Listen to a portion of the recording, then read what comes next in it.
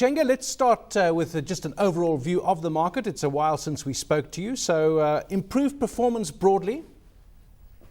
Yes, improved performance overall. We saw the market close at a negative last year, but we've seen a great improvement in terms of the index performance. It's up year to date about 4.31.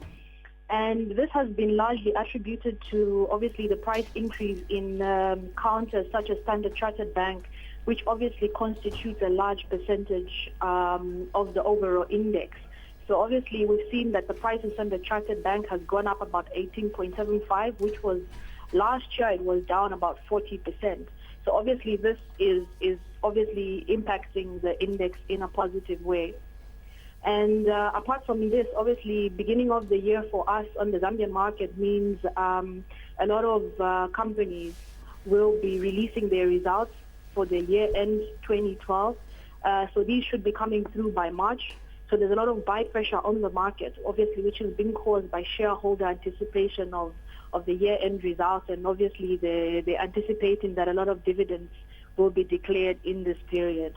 We were talking to one of your colleagues in Kenya, and he was saying how important dividends are to Kenyan investors. They're looking less at the long term. They're looking at short-term gains from shares. They want those dividends. And if dividends are not paid or increased, they can punish a share quite severely. Is that the same in Zambia?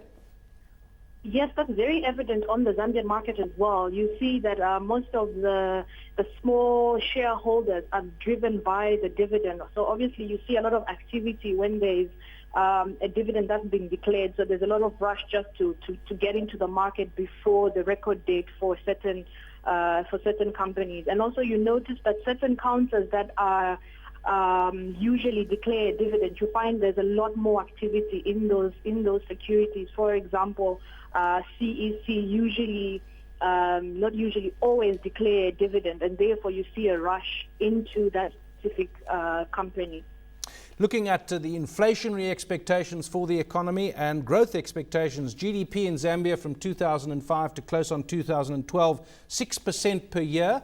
So in terms of the exchange being exposed on the one hand to an economy that's still growing well, and on the other hand, are there issues around inflation? Well, the inflation figure for February should be expected to come out about next week, Thursday.